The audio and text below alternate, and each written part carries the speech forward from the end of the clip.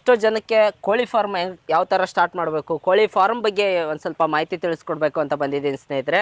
ಮೈಸೂರು ಜಿಲ್ಲೆ ಬಸಳ್ಳಿ ಉಂಡಿ ಈ ಗ್ರಾಮಕ್ಕೆ ಬಂದಿದ್ದೀನಿ ನಾನು. ನಮ್ಮ ಜೊತೆಗೆ ರವೀಂದ್ರ ಸರ್ ಇದ್ದಾರೆ. ಸರ್ ನಮಸ್ತೆ. ಸರ್, ನಾನು ರವೀಂದ್ರ ಬಾಬು ಅಂತ.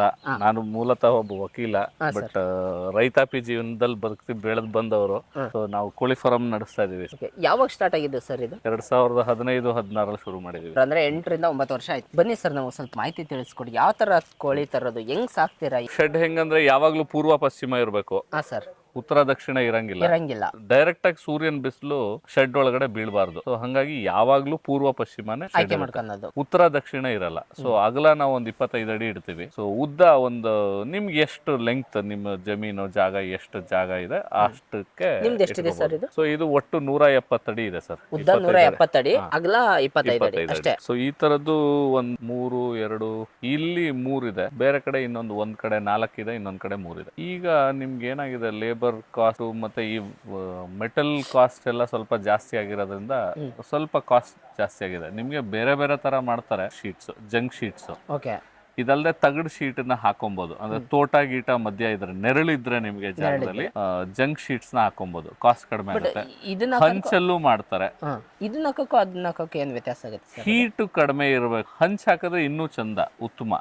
ನಿಮ್ಗೆ ಎಷ್ಟು ಹೀಟ್ ಕಡಿಮೆ ಇರುತ್ತೆ ಅಷ್ಟು ನಿಮ್ಗೆ ಇದು ಚೆನ್ನಾಗಿ ಬರುತ್ತೆ, ರಿಸಲ್ಟ್ ಚೆನ್ನಾಗಿ ಬರುತ್ತೆ, ಗ್ರೋತ್, ಕೋಳಿ ಗ್ರೋತ್ ಚೆನ್ನಾಗಿರುತ್ತೆ. ಸೊ ನಿಮ್ಗೆ ಅಲ್ಲಿ ನೋಡಿದ್ರೆ ಕಾಣ್ಬೋದು, ಆ ಶೆಡ್ ಅಲ್ಲಿ ನಮ್ದ್ರಲ್ಲಿ ಸ್ಪ್ರಿಂಕ್ಲರ್ ಹೊಡಿತಾ ಇದೆ. ಅಂದ್ರೆ ಈ ಶೆಡ್ ಹೀಟ್ ಇದೆಯಲ್ಲ, ಅದು ಕಡಿಮೆ ಆಗಕ್ಕೆ. ಈಗ ವಿಪರ್ಯಾಸ ಏನಂದ್ರೆ, ಮರಿಯಲ್ಲಿ 10-12 ದಿನದ ತನಕ ರೂಮ್ ಟೆಂಪರೇಚರ್ ಮಿನಿಮಮ್ 30-35 ಡಿಗ್ರೀಸ್ ಇರ್ಲೇಬೇಕು. ಇಲ್ಲಾಂದ್ರೆ ಮರಿಗಳೆಲ್ಲ ಒಟ್ಟಿಗೆ ಕುಡ್ಕೊಂಡ್ಬಿಡುತ್ತೆ. ನೀವು ನೋಡಿದ್ರೆ ಗೊತ್ತಾಗುತ್ತೆ. ಈಗ ಅದಷ್ಟು ಹೀಟ್ ಕೊಡ್ತಾ ಇರ್ತೀವಿ ಅದಕ್ಕೆ. 24/7 24 ಗಂಟೆಗಳು ಹೀಟ್ ಕೊಡ್ತೀವಿ ಅದಕ್ಕೆ. ಒಂದು ಟಿನ್ ಅಲ್ಲಿ ಕೊಡ್ತೀವಿ, ಇನ್ನೊಂದು ತಗಡಲ್ಲಿ ಅಂದ್ರೆ ಡ್ರಮ್ ಅಲ್ಲಿ ಕೊಡ್ತೀವಿ. ಅಂದ್ರೆ ಎಕ್ಸ್ಟ್ರಾ ಹೀಟ್ಗೆ ಲೈಟಿಂಗ್ ಜೊತೆಗೆ ಅದರಲ್ಲೂ ಹೀಟ್ ಕೊಡ್ತೀವಿ. ಇದು ಮರಿಯಲ್ಲಿ ಮರಿ ದೊಡ್ಡದಾದ್ಮೇಲೆ ನೋಡಿ ಎಷ್ಟು ಸಾಧ್ಯ ಅಷ್ಟು ತಂಪಲ್ಲಿ ಇಡಬೇಕು. ಅಂದ್ರೆ ಮರಿಗೆ ಜಾಸ್ತಿ ಹೀಟ್ ಬೇಕು, ದೊಡ್ಡಕ್ಕೆ ಹೀಟ್ ಕಡಿಮೆ ಬೇಕು. ಅದರದೇ ಬಾಡಿ ಹೀಟ್ ಜಾಸ್ತಿ ಇರುತ್ತೆ.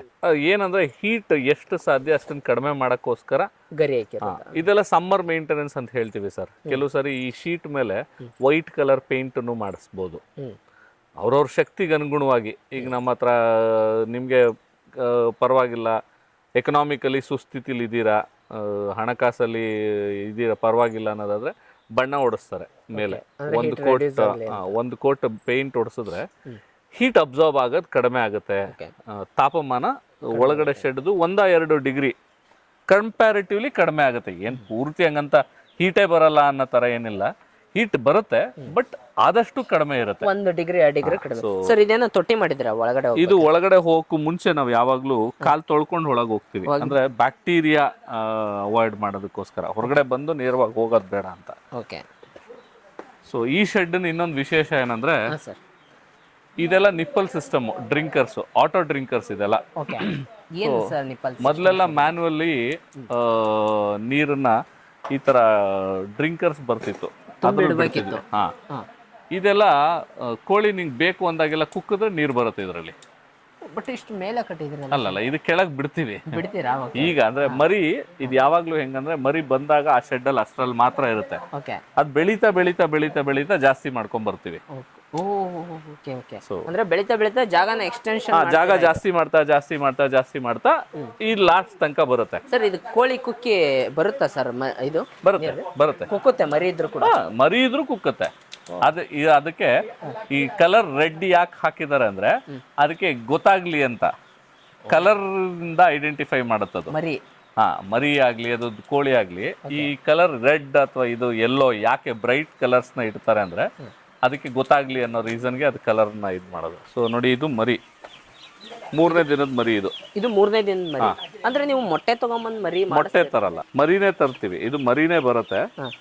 ಸೊ ಮೊಟ್ಟೆ ಹ್ಯಾಚಿಂಗ್ ಇಡ್ತೀವಿ 21 ದಿನ.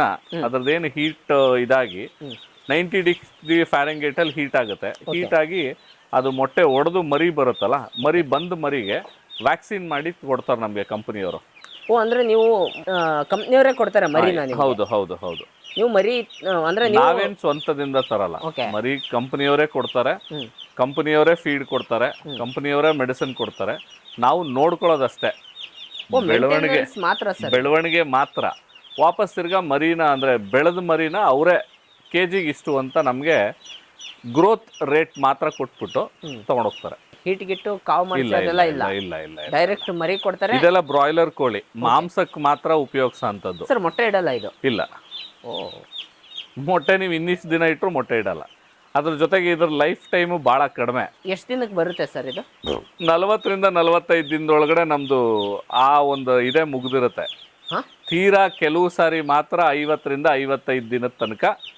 ಯಾವಾಗ ಅಂದ್ರೆ ಅನ್ಸೀಸನಲ್ಲಿ ಶ್ರಾವಣ ಮಾಸ, ಹಾಂ, ಕಾರ್ತಿಕ್ ಮಾಸ, ಯಾವಾಗ ಮಾಂಸ ತಿನ್ನೋದು ಸ್ವಲ್ಪ ಕಡಿಮೆ ಅಂತ ಅಂತಾರೆ, ಆ ಸೀಸನಲ್ಲಿ ಮಾತ್ರ ನಮ್ಗೆ ಇನ್ನೊಂದು 5-10 ದಿನ ಜಾಸ್ತಿ ಇರುತ್ತೆ. ಅದರ್ವೈಸ್ ನಮ್ದೆಲ್ಲ 40-45 ದಿನಕ್ಕೆ ಕ್ಲೋಸ್. ಓ, ಅಂದ್ರೆ ಮರಿ ಬಂದು ನನ್ನ ಫಾರಮ್ಗೆ ಇಳಿದ ದಿನದಿಂದ ಲಿಫ್ಟ್ ಆಗೋ ತನಕ 45 ಡೇಸ್ ಕ್ಲೋಸ್ ಆಗುತ್ತೆ. ನೆಕ್ಸ್ಟ್ ಬ್ಯಾಚ್ನ ಮತ್ತೆ ಈಗ ನಾವು ನೋಡಿದ್ವಲ್ಲ, ಇದೆಲ್ಲ ಕ್ಲೀನ್ ಮಾಡ್ಕೊಂಡಿದೀವಿ ಒಂದ್ಸರಿ. ಎಲ್ಲ ಈ ಕೆಳಗಡೆಗೆ ಮರಿಗೆ ಕಾಲು ಅದು ನೆಲದ ಮೇಲೆ ಓಡಾಡಿದ್ರೆ ಕಾಲು ಊನ ಆಗುತ್ತೆ, ಏಟಾಗುತ್ತೆ ಅಂತ ಹೇಳಿ ಭತ್ತದ ಜಳ್ಳು. ಓಕೆ, ಕೆಳಗಡೆ ಮೆತ್ತಗಿರ್ಬೇಕು ಅಂತ ಪ್ಯಾಡಿಂಗ್. ಇದು. ಓಕೆ, ಈಗ ಇದ್ರ ಮೇಲೆ ಪೇಪರ್ ಯಾಕೆ ಹಾಕಿದೀವಿ ಅಂದ್ರೆ ಅದಿನ್ನು 2ನೇ ದಿನದ ಮರಿ. ಫೀಡ್ಗೂ ಅದಕ್ಕೂ ವ್ಯತ್ಯಾಸ ಗೊತ್ತಿರಲ್ಲ ಅದಕ್ಕೆ. ಓಕೆ, ಅದನ್ನ ತಿಂದ್ಬಿಡುತ್ತೆ. ಕುಕ್ಕಿದ್ರೆ ಒಳಗಡೆ ಅದಕ್ಕೆ ಕಟ್ ಆಗುತ್ತೆ ಅಂತ. ಶಾರ್ಪ್ ಇರುತ್ತಲ್ಲ ಭತ್ತದ್ದು, ಓಕೆ ಓಕೆ, ಹಂಗಾಗಿ 2 ದಿನ ಆದ್ಮೇಲೆ ಇದನ್ನ ತೆಗೆದು ಬಿಡ್ತೀವಿ ಪೇಪರ್ ಎಲ್ಲ. ಸೊ ತೆಗೆದ್ರೆ ಅದಾಗ ಫೀಡ್ ಐಡೆಂಟಿಫೈ ಮಾಡೋದು, ತಿನ್ನಲ್ಲ ಅದು. ಆ 2 ದಿನ ಅದಕ್ಕೆ ರೂಢಿ ಆಗೋ ತನಕ ಪೇಪರ್ ಹಾಕಿರ್ತೀವಿ. 2 ದಿನ? 2 ದಿನ. 2 ದಿನ ಆದ ತಕ್ಷಣ ಪೇಪರ್ ತೆಗೆದು ಬಿಡ್ತೀವಿ. ಸರ್, ತೆಗೆದು ಫೀಡ್ ಎಲ್ಲ ಅವ್ರ ಕಂಪ್ನಿಯವರೇ ಕೊಡ್ತಾರೆ? ಎಲ್ಲ ಫೀಡ್ ಎಲ್ಲ ಕಂಪ್ನಿಯವರೇ ಕೊಡ್ತಾರೆ. ಓ, ಅಂದ್ರೆ ಬರೀ ಮೇಂಟೆನೆನ್ಸ್ ಮಾತ್ರ? ಹೌದು, ಜಾಗ, ನೀರು, ಲೇಬರು ಅಷ್ಟೇ ನಿಮ್ಗೆ ಖರ್ಚು ಇರುತ್ತೆ. ಜಳ್ಳು. ಬಟ್ ಅವರು ಶೆಡ್ ಮಾಡಿಸಕ್ಕೆ ಅದಕ್ಕೆಲ್ಲ ಅಮೌಂಟ್ ಇಲ್ಲ ಇಲ್ಲ ಇಲ್ಲ ಇಲ್ಲ, ಎಲ್ಲ ನಮ್ದೆ? ಎಲ್ಲ ಪೂರ್ತಿ ಇದೆಲ್ಲ ಏನ್ ಇನ್ಫ್ರಾಸ್ಟ್ರಕ್ಚರ್ ಇದೆ, ಶೆಡ್ಗೆ ಆಗುವಂತ ವೆಚ್ಚ ಆಗ್ಲಿ ಅಥವಾ ಬೇರೆ ಏನ್ ಇಲ್ಲಿ ನಾವು ನೋಡಿದಂತ ವೆಚ್ಚಗಳೆಲ್ಲ ನಮ್ದೆ.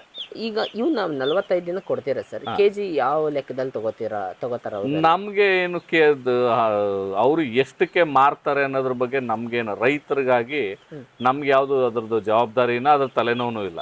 ನಮ್ಗೆ ನಿಮ್ದು ರಿಸಲ್ಟ್ ಲೆಕ್ಕ ಮಾಡ್ತಾರೆ, FCR ಅಂತ ಕರಿತೀವಿ, ಫುಡ್ ಕನ್ವರ್ಷನ್ ರೇಷಿಯೋ ಅಂತ. ಸೊ 1 kg ಫೀಡ್ ತಿಂದು ಅದು ಎಷ್ಟು kg ಮಾಂಸಕ್ಕೆ ಕನ್ವರ್ಟ್ ಆಗಿದೆ ಅನ್ನೋದ್ರ ಮೇಲೆ ರೈತರಿಗೆ ನೀವು ಹಣ ಕೊಡುವಂಥದ್ದು. ಸೊ ನಿಮಗೆ ಒಳ್ಳೆ ರಿಸಲ್ಟ್ ಬಂದರೆ 12ರಿಂದ 15 ರೂಪಾಯಿ ತನಕನೂ ಕೊಡ್ತಾರೆ 1 kgಗೆ. 1 kgಗೆ 1 kg 12ರಿಂದ 15 ರೂಪಾಯಿ ತನಕನೂ ಕೊಡ್ತಾರೆ ಸರ್ ಅದು.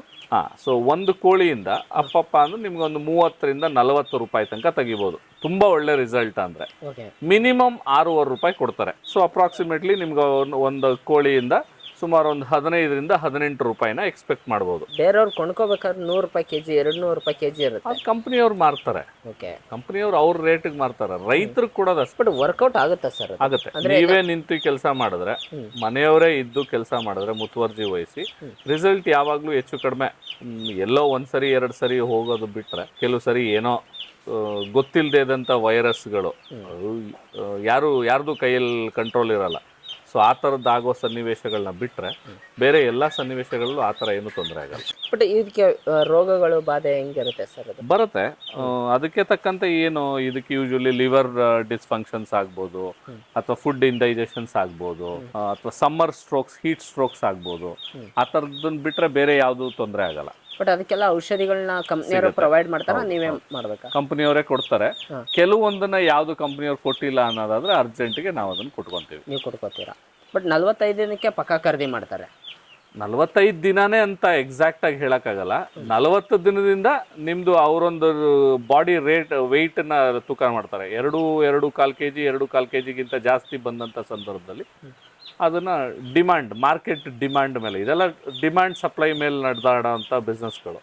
ಸೊ ಡಿಮ್ಯಾಂಡ್ ಜಾಸ್ತಿ ಇದ್ರೆ ತುಂಬ್ಕೊಂತಾರೆ, ಡಿಮ್ಯಾಂಡ್ ಕಡಿಮೆ ಇದ್ದಾಗ ಅದು 50 ದಿನ 55 ದಿನ ತನಕನೂ ಹೋಗೋ ಸಾಧ್ಯತೆಗಳಿರುತ್ತೆ ಮರಿಗಳು.